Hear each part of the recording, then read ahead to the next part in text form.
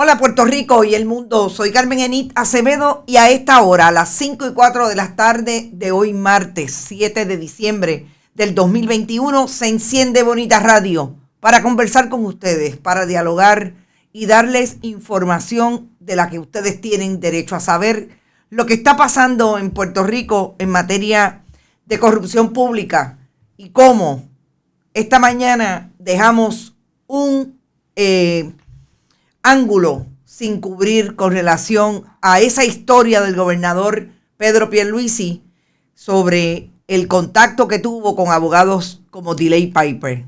Dos ángulos importantes. Una, como la escena de la noticia en Washington cubrió ese conflicto de interés entre DeLay Piper, Diageo y Puerto Rico. Y el gobierno de Luis Fortuño entonces.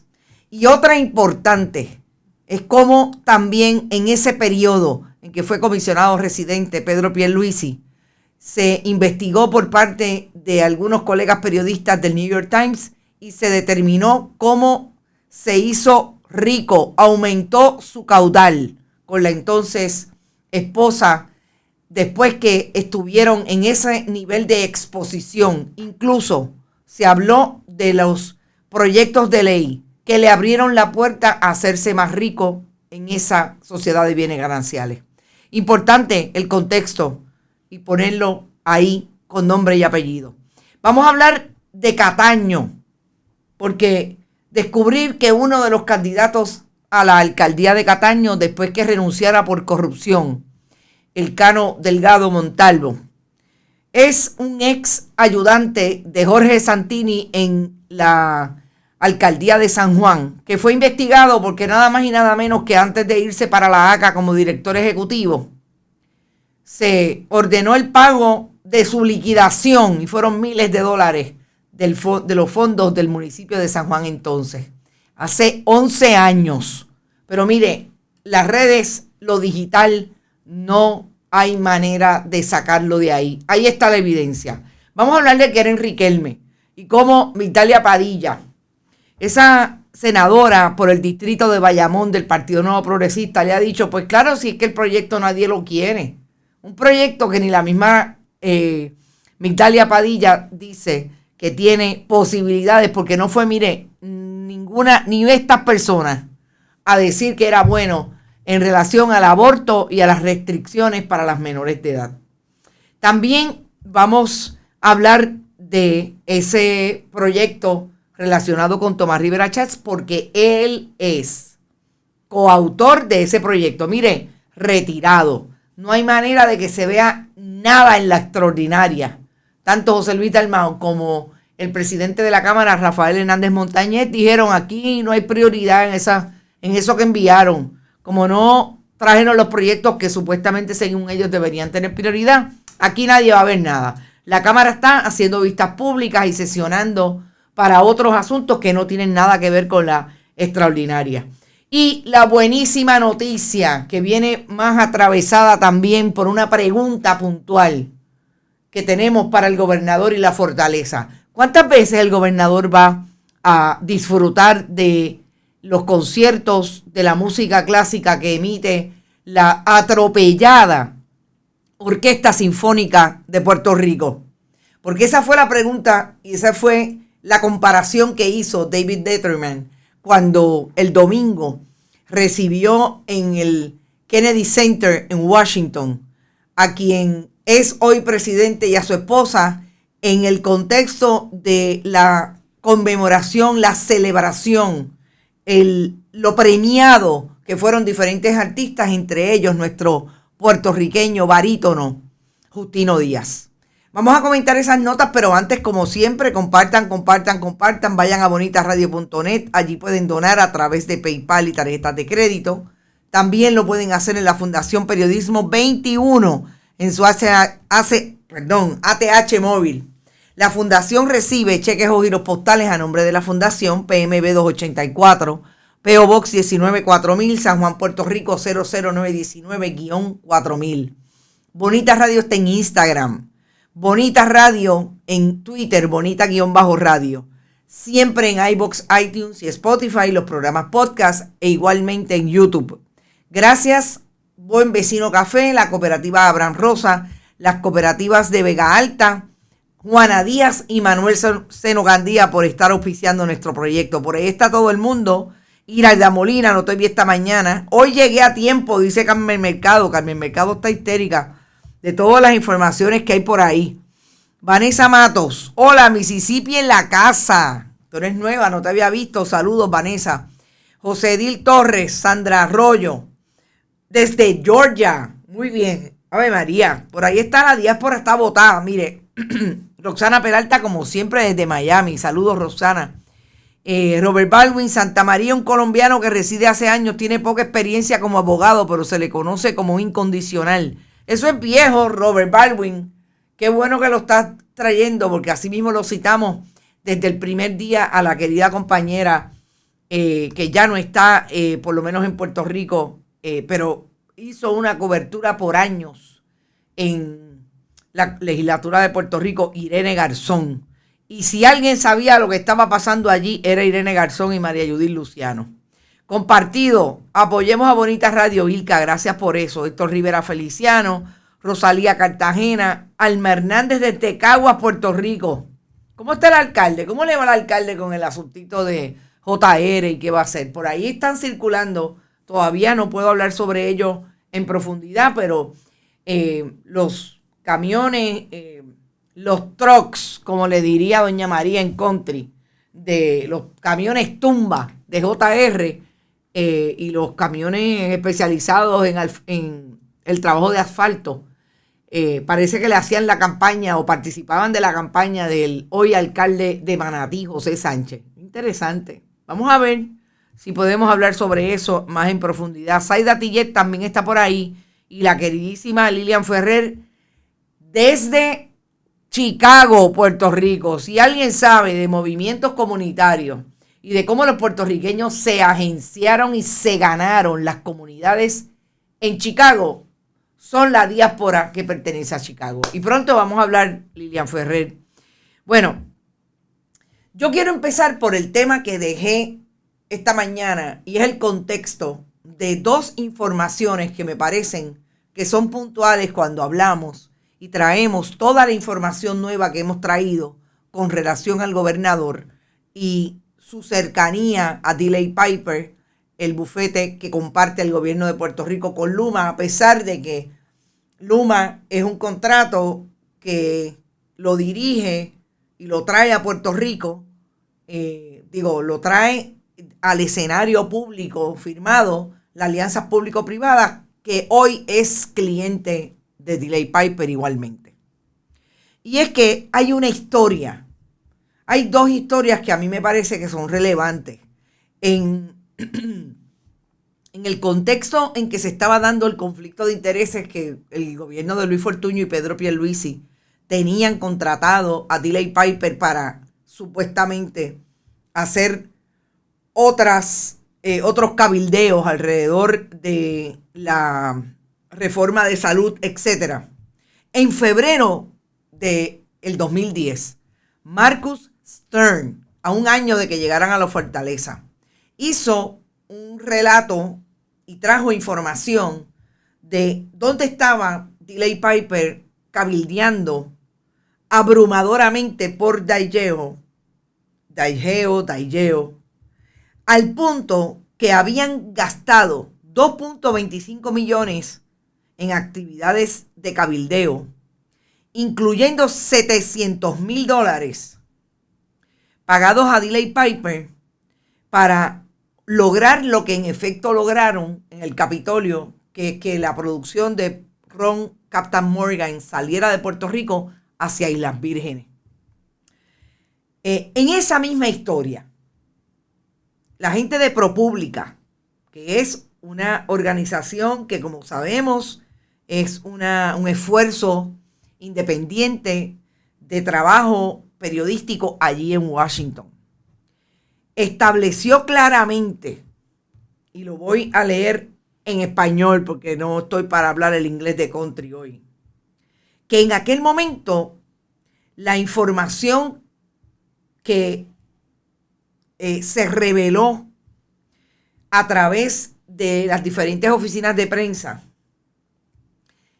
del comisionado residente en Washington, Pedro Pierluisi, y el gobernador Luis Fortuño, es que no iban a cabildear agresivamente por el proyecto que iba a proponer esa salida de Captain Morgan de Puerto Rico, porque ellos tenían una prioridad y era la reforma de salud que le podía costar 10 billones adicionales en fondos Medicaid a los territorios.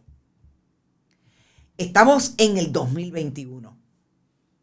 Esos son los cuentos de camino que le vende la administración de Pedro Rosselló, de Pedro Pierluisi Urrutia y Jennifer González a los puertorriqueños cuando le dicen, le vamos a traer más chavos en los fondos de Medicaid. Lo mismo, y estamos en el 2021. Me parece que era importante traerlo. Y saliendo de ahí, quizás una de las historias que más le tiene que haber costado molestia al gobernador hoy, entonces asesor de la Junta de Control Fiscal. Esta historia salió en el 2016 en el New York Times por los colegas Eric Lipton y Michael Corkery. Esta historia establece claramente, después de una investigación que hicieron en el periódico el New York Times, que en el contexto de la bancarrota, el entonces asesor de la Junta de Control Fiscal tenía un claro conflicto porque en medio de la bancarrota, él y su esposa, María Elena Carrión, con quien ya no está casado, estaban involucrados en asuntos financieros que los ubicaba como ser una de las parejas más poderosas en Washington. Y dice la historia que María Elena Carrión, constituyó su compañía de consultoría en Puerto Rico solo a 20 días de que Pedro Pierluisi fuera electo para ir al Congreso en el 2008. Desde entonces, el valor de esa corporación superó el $1,000,000 y el patrimonio promedio de la pareja se ha multiplicado o se multiplicó en aquel momento 2010 en 27, multiplicado por 27.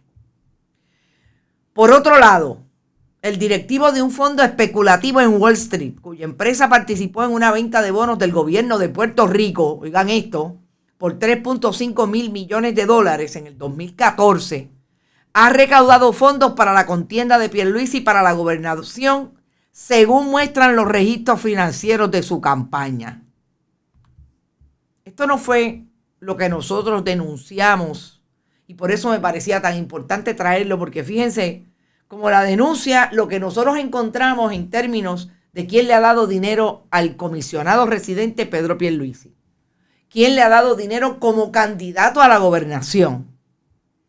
Es lo mismo que le están imputando a Pedro Pierluisi en el contexto de ser, en el 2014, una persona, un asesor de la Junta de Control Fiscal, en el 2017, ya había llegado el gobierno de Ricardo Rosselló Nevares, pero en aquel momento había dejado de ser comisionado residente y todo lo que estaban trayendo la investigación del New York Times lo colocaba como en los posibles conflictos, manejando él su trabajo en Washington, invirtiendo y teniendo relación su esposa con compañías que a su vez tenían interés en los proyectos que su marido estaba gestionando, por decirlo de alguna manera. Esto es lo que yo digo, ponlo en la nevera, prohibido olvidar. Y quería traer definitivamente el asunto claramente porque ahí está, nadie se lo inventó, son las dos historias. Dos historias del periodismo, uno independiente y obviamente un periódico de récord de Estados Unidos como el New York Times. Vamos a lo que me parece una buena noticia y que lo quiero atravesar de alguna manera con las palabras y traerlo a Puerto Rico con las palabras de David Letterman. El presidente Joe Biden el domingo hizo una recepción para 5 artistas homenajeados por el Centro Kennedy, entre los que estaban nuestro Justino Díaz. Justino Díaz es un barítono de una clase, de una calidad incuestionada a nivel mundial. Una calidad que Joe Biden, como decía alguien en las redes esta mañana, lo reconoce, y en Puerto Rico, mire, nada. El propio presidente describió a Justino Díaz como uno de los legendarios cantantes de ópera a nivel mundial que nos da el sonido del alma. Hace un recuento de las diferentes óperas, obviamente todo lo que ha pasado con Shakespeare, Verdi, Puccini, óperas que en el repertorio son óperas clásicas y que son súper importantes para el mundo de el barítono.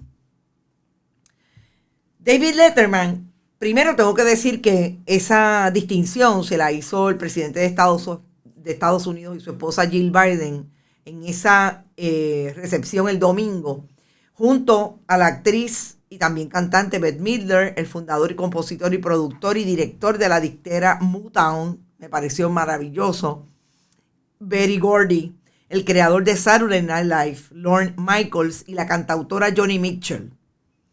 Todo en una actividad allí en el Centro Kennedy. Pero lo que a mí me llama la atención de esta noticia, que lo voy a traer precisamente en lo que nos parece debería pasar desde el gobierno de Puerto Rico para personalidades tan importantes en el mundo de la ópera como es Justino Díaz, es el comentario de David Letterman cuando dirigiéndose, era uno de los moderadores, de los hosts de esa actividad.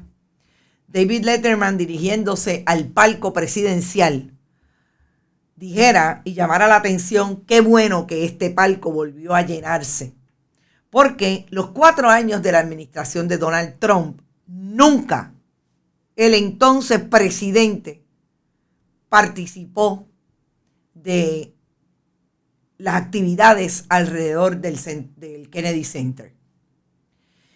Y yo diría, sin ningún empacho, preguntaría cuántas veces ha ido el gobernador Pedro Pierluisi a ocupar para deleitarse de una presentación de nuestra orquesta sinfónica en la Sala Sinfónica de Santurce, en el Centro de Bellas Artes. ¿Cuántas veces los que nos dirigen hoy, en el gobierno del Ejecutivo, en el gobierno del Legislativo, van y comparten con una maltratada orquesta sinfónica? No digo ópera porque en este momento la producción de ópera es inexistente en Puerto Rico, pero definitivamente cuando David Letterman llama la atención, yo también me lo pregunto. Son productores del mundo cultural puertorriqueño, son productores del mundo cultural de este país, que nos han puesto en alto en los mejores escenarios del mundo. Kennedy Center en Washington, Lincoln Center en Nueva York, el Teatro La Scala en Milán, el Teatro de Argentina, de Buenos Aires, los mejores teatros del mundo para producir ópera. Y se me acaba de olvidar el nombre del maravilloso teatro de Argentina, que es una cosa impresionante. Y en ese sentido, yo creo, el Teatro Colón, ¿cómo olvidarlo? Teatro Colón. En ese sentido, yo quería poner esa pregunta en el espacio público. José Dildo Torres dice, estos gobiernos coloniales desprecian nuestra historia y nuestros artistas. Nunca, dice Ivonne de Los Ángeles Maldonado. Pedro Pierluisi niega a Puerto Rico, pero le gusta el billete de Estados Unidos. Él lo que sabe es viajar y beber, dice Carmen Negrón. Ay, Dios mío, en este gobierno no existe cultura puertorriqueña. El Teatro Colón, gracias, amiga, ya lo encontré. Es que me fui. Es uno de los teatros más bellos del mundo, pero sobre todo, más que bello, es uno de los teatros que mejor produce la voz de un barítono como Justino Díaz y como de tantos. Yamín Gómez dice, la ignorancia es crasa, además el artista puertorriqueño no es del interés del gobernador del 32%. Yamín, fallaste por 6. Oigan, ahora hablando de por ciento. Acabo de ver, porque a mí me gusta ver esos pietajes después de esta mañana, un video del momento en que Tomás Rivera Chatz se dirige a la asamblea de como de 500 personas, y cuidado si menos, en la pasada asamblea del Partido Nuevo Progresista en Fajardo. ¿Me pueden creer que habló del 52% de la estadidad, que vamos para adelante y que van a ganarla? Yo no lo podía creer. Ahora que Yamín le dio gratis 6% más, me acordé del 52%. Es decir, que de lo que hablan, de lo único que pueden hablar los líderes del Partido Nuevo Progresista, es de los alegados 52% que ganaron, cuestionados, en el referéndum. Les regalé unos votos, lo lamento. No te preocupes, estamos vacilando. Y el contrato de 80 años del muelle 6 y 7. Esa información la tengo para tratar de hacer una investigación, porque fíjate qué interesante, Carmen Mercado, que está hablando de los muelles que el mismo Anthony Maceira quería promover y que en la historia que está colocada allí en bonitasradio.net y a través de todas nuestras plataformas, damos cuenta de que son parte de los contratos por lo que supuestamente contrataban a D.L. Piper, porque iban a asesorar para buscar el que se iba a quedar con los muelles en Puerto Rico. No les digo, si es que todo, mire, todo llega. Hay muchísimos artistas dándonos gloria y por ellos conocen por ellos se conocen. En el jazz, Miguel Zenón es uno de ellos y no le dan crédito. Tienes toda la razón. Saludos a todos los bonitos. Qué mitómano Tomás Rivera Chatz. No, es que increíble. El Capón sigue en la dormilona con los suyos, dice Iraida. Ustedes son terribles, yo los leo. Bueno, y yo lo repito. Salimos de ahí y como estamos hablando de esos números que dan en asambleas y estamos hablando del Partido Nuevo Progresista, hay una nota también que hay que toparse con ella y hay que traer el antecedente de uno de los que se alega es candidato. No le habíamos puesto rostro, pero el colega periodista Irán Alberto Torraca trae la información y me parece que es importante que lo traigamos. Uno de los que supuestamente va a correr a las millas. Esto es rápido, esto es, mira, se fue el corrupto, ponte a otro, porque ese bastión es nuestro, el de Cataño. Julio Alicea Vasallo es ese candidato que estableció de plano que él quiere ser alcalde de Cataño. Y dice Julio Alicea que él vio unas cosas extrañas desde los inicios del Cano Delgado. Gente, nosotros vimos cómo Tomás Rivera Chatz negó a Oscar Santamaría Torres. Cómo el propio Carlos Johnny Méndez, cuando salió en el 2020 la posibilidad de la investigación contra el Cano Delgado, lo negó 3 veces. No, él no es mi amigo, él es un conocido de la política. Importante, a 2 meses de las elecciones generales. Y hoy Julio Alicea dice que el Cano Delgado, con quien trabajó en campaña, participó en el primer comité de transición que tuvo cuando ganó en el 2016. Y hoy dice que no es su amigo, es un conocido. Vamos por partes. Estas son la gente del Partido Nuevo Progresista que dice que todo está, mire, que nosotros con el 52% vamos a ganar y la estadidad viene mañana. Julio Alicea Vasallo, no solamente niega al Cano Delgado, dice que aunque él vio cosas raras, estuvo los primeros meses, 6 meses en el municipio y se fue.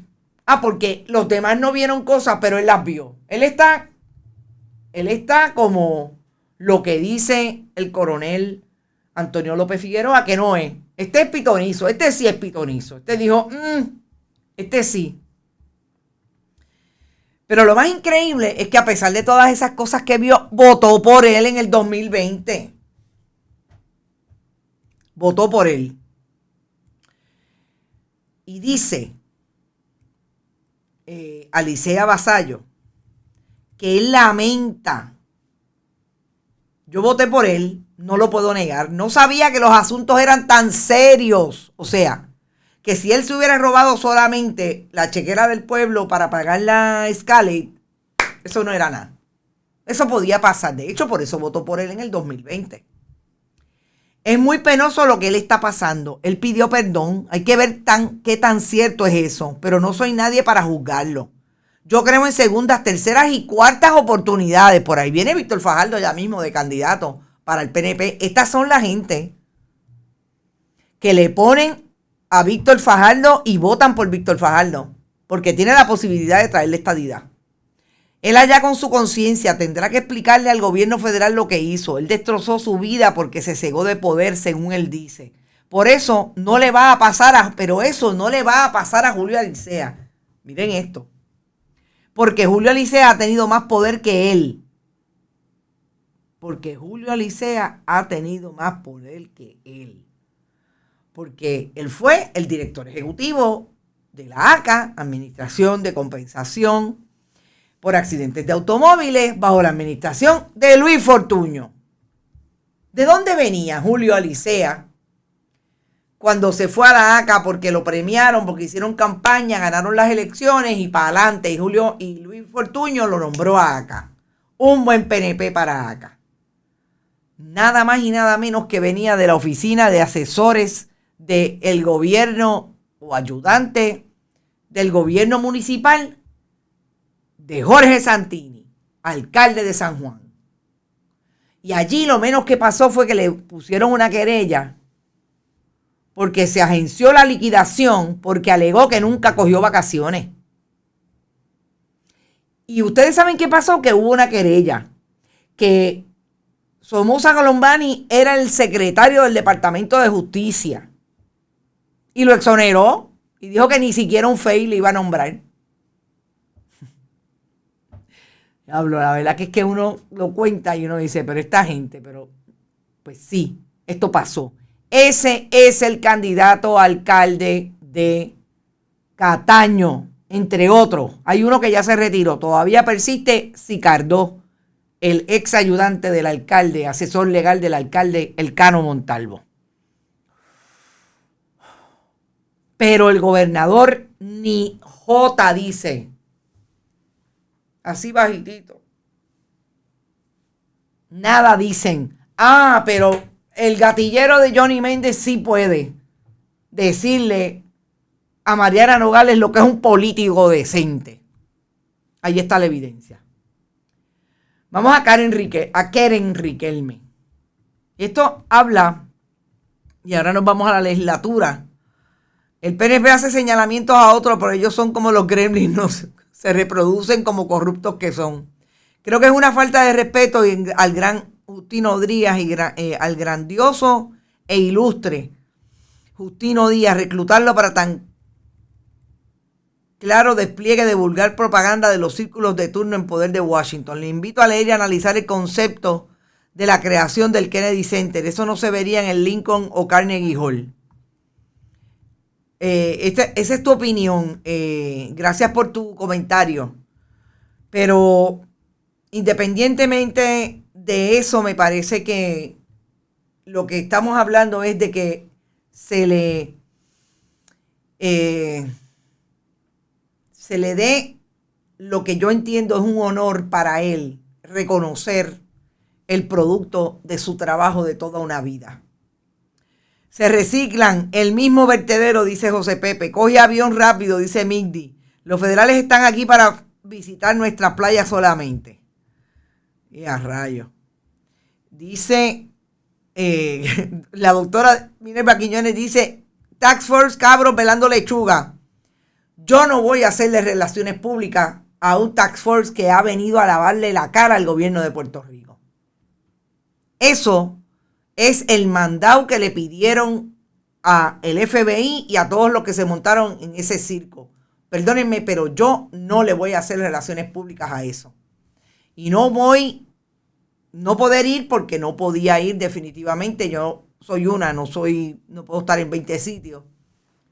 Me parece que esa sí es una preocupación que tengo. ¿Cuántas veces Yasmín Valdivieso la hemos entrevistado y no hay nada que decir con relación a la corrupción rampante en el gobierno de Puerto Rico? El Departamento de Justicia inexistente. Ahora dicen que hay que ver qué pueden investigar de lo del Cano Delgado. Que no estén investigando los federales. Porque ahora dice el secretario del Departamento de Justicia que hay un acuerdo de que la jurisdicción primaria, secretario, suave. Usted y yo sabemos lo que son acuerdos de entendimiento. Y no es así, de que yo hago donde tú no puedes hacer.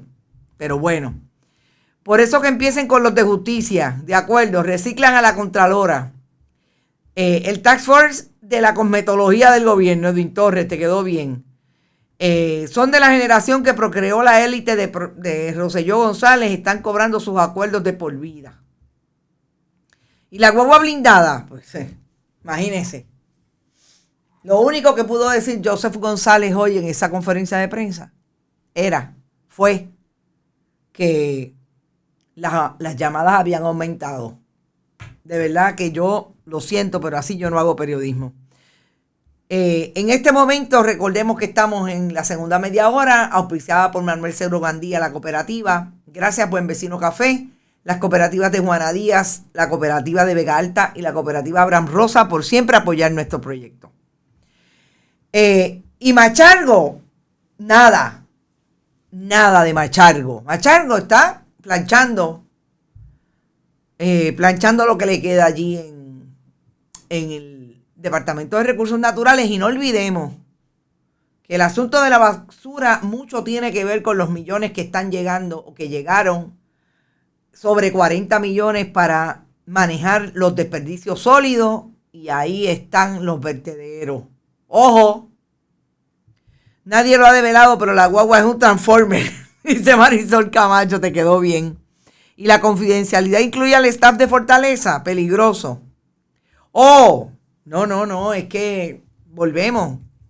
Eso es una buena entrevista para hacer con algún implicado, sobre todo conocedor o conocedora del mundo del Departamento de Justicia en Estados Unidos y cómo se atiende ese asunto de los acuerdos de entendimiento con los diferentes territorios, en este caso colonia. Y entonces llegamos a la legislatura y vamos a ver una legislatura en Keren Riquelme, que Migdalia Padilla, la senadora por el distrito Bayamón, Guaynabo, le ha dicho, muchachas, si eso había que retirarlo, si eso no había ni una sola persona. Yo voy a citar a Migdalia Padilla, la presidenta de la Comisión de Asuntos de la Mujer del Senado, había dicho que el proyecto no había recibido una sola ponencia que lo favoreciera, tal y como había sido redactado. Quien más se acercó a favorecer la medida lo fue el Departamento de Justicia, que condicionó su endoso a que se incluyeran una serie de enmiendas. Quien más se acercó, ojo, a las feministas y a las colectivas y al movimiento amplio de mujeres, el Departamento de Justicia parece que coquetea con el fundamentalismo religioso, porque eso es Keren Riquelme, una ex ayudante del expresidente del Senado, Tomás Rivera Chats, que de buenas a primeras es una ex o una ministra de una Cristo Inc. Estuvo bajo contrato con Tomás Rivera Chats y como siempre, como lo tenía en todos los lugares de la isla, en los diferentes municipios, la puso a correr y ahí está. Keren Riquelme. Lo que me parece más interesante es que Migdalia Padilla le digo, muchacha, eso no va para ningún lado. Estuvo así de decir, eso es una novatada de esta muchacha. Estuvo así de decírselo. Pero Migdalia Padilla dice, un proyecto que nada más y nada menos tiene que ver con lo que sería crear un procedimiento en el Tribunal de Primera Instancia para que una menor de 18 años pueda solicitar la autorización de un magistrado o magistrada para realizarse un aborto en caso de que sus padres o tutores se opongan. A este nivel está el fundamentalismo religioso, que los otros días vi a el presidente del Senado, José Luis Dalmau, parrandeando con la fundamentalista católica Joan Rodríguez Bebe. Esta es esta gente. Si bien ese procedimiento judicial está reconocido por jurisprudencia del Tribunal de Estados Unidos, el lenguaje incluido en el proyecto 591 para regular ese trámite se aleja de la jurisprudencia establecida, dijo el Departamento de Justicia. Imagínense. Esto es las iglesias diciendo, hay que legislar para el no nacido, hay que legislar para, imagínate tú, para que esas menores, aun cuando hayan sido violadas por el padre o por un ministro, obligarlas a que tengan esos muchachos porque los padres se opongan. A esto está llegando la era de la Inquisición. Los cantores de San Juan y Bebe luego con otros más. Imagínate tú. Yo la vi, no me pareció que tenga ritmo. Sorry. Eso es acá un chiste aparte. ¿Cuántos meses de embarazo tiene? Ay, Dios mío. No me hagan repetir esas barbaridades que ustedes dicen. Disculpas sinceras, Carmen Enid, es que ese proyecto de Kennedy Honors es gloriosamente politizada propaganda. El honor que siento sobre Justino está muy por encima del detalle que utilizaron, respeto y admiración por las grandes culturas. No hay ningún problema, Moisés, tú tienes una posición con relación a la creación del Kennedy Center. Yo siempre recuerdo un momento de una gran diferencia que todavía no sé si la tendría que repasar, ¿verdad? Pero vamos, una diferencia que tuve con una amiga por una posición institucional que asumió la American Civil Liberties Union en un momento de su historia con relación a las manifestaciones que hacían los nazistas y lo determinaron como una expresión protegida por la libertad de expresión del derecho constitucional estadounidense.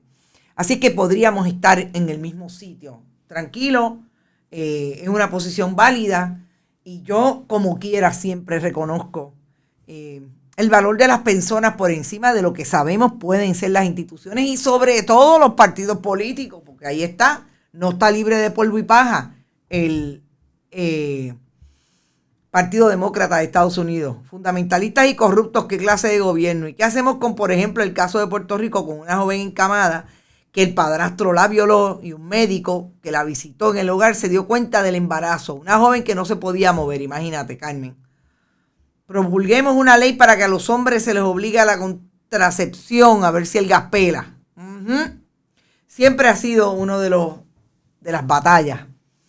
Y vamos a terminar el programa de hoy hablando de que el gobernador Pedro Pierluisi Urrutia recibió lo que aparentemente había sido anunciado, la crónica de una muerte anunciada con relación a la sesión extraordinaria. Dice Rafael Hernández Montañez, que tengo que decir que es el que está vocal. José Luis Dalmau, yo no sé si son todos los aguaceros que ha cogido últimamente, que no dice ni jota. Dice, ambos presidentes legislativos decidieron en que las medidas no son de carácter de urgencia prioritario, lo que se puede atender en una tercera sesión ordinaria. Es decir, dice Rafael Hernández Montañez. Si el señor gobernador quiere atender temas verdaderamente prioritarios, como la reforma laboral y la ley para garantizar el retiro digno de la policía, con mucho gusto la atenderemos. Invitamos al gobernador a enmendar la extraordinaria y que incluya esas medidas. Nosotros estamos aquí trabajando.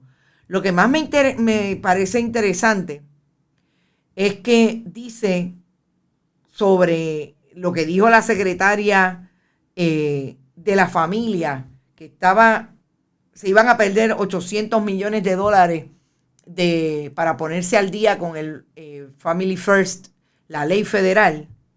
Me llama la atención que Rafael Hernández Montañez le pasa por encima y eso no está todavía para verse porque decidieron no ver ninguno de los 6 proyectos. Y en ese sentido va a ser bien interesante cómo van a salir de esto.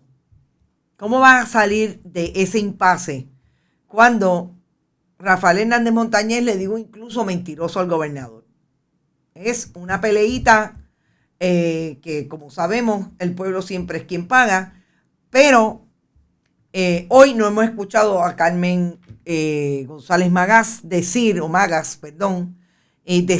cuán prioritario es, porque ella dice que olvídese, a pesar de que ella no encuentra a los menores, ella dice que es violencia lo que se hace si no se aprueba esa ley. Nosotros mañana tenemos una entrevista que vamos a dejar para las 5 de la tarde. ¿Qué Palo es Noticia? Mañana va a tener un programa que vamos a hacer en Premier, pero que va a ser una entrevista que la vamos a grabar temprano, con el presidente del Colegio de Trabajadores Sociales de Puerto Rico, Larry Emil Alicea.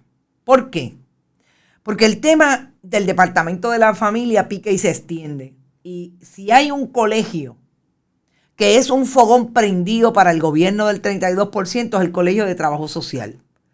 No ahora solamente que Larry Emil Alicea es su presidente nuevamente. Desde que había otra junta que estaba siendo súper activa en colocar los asuntos no solamente de los menores, de las mujeres, de la comunidad LGBTIQ, prioritarios en la discusión pública. Mabel Rodríguez fue una de esas presidentas. Y mañana queremos hablar de 2 temas con el presidente del Colegio de Trabajo Social. El estado de situación en el Departamento de la Familia, pero además la corrupción, que Pito toca, la corrupción en Cataño, la corrupción que se ha verificado a través de los contratos de contratistas como JR Asphalt y Oscar Santamaría con sus 5 corporaciones, 4 corporaciones, en el desarrollo de un país y cómo se afecta el embalaje, el andamiaje social puertorriqueño frente a esos hechos. Mañana no se pueden perder a las 5 de la tarde esa entrevista. Nosotros nos vamos. Recuerden que estamos en bonitasradio.net. Allí pueden coordinar y cuadrar un donativo a Bonitas Radio si les parece y pueden, a través de PayPal y tarjetas de crédito. Fundación Periodismo 21 en su ATH móvil. Recibimos cheques o giros postales en esa dirección que tienen en pantalla. También estamos en Bonita-Radio en Twitter, Bonitas Radio en Instagram, siempre en iVoox, iTunes y Spotify. YouTube 24/7 con unos titulares que pone Verónica que a veces son llamativos. Ahí está voltea la risa. Mariel Gorbea Rocal, gracias a ti. Nos impera una gestión que le damos a nuestro pueblo. Libertad, gracias, Carlos Pérez. Hasta mañana a las 11 en punto. Recuerden, Buen Vecino Café siempre está con nosotros. En la cooperativa Abraham Rosa, la cooperativa de Vega Alta, Manuel Seno Gandía y la cooperativa de Juana Díaz. ¡Éxito! Nos vemos mañana a las 11 de la mañana. Hasta mañana, que descansen.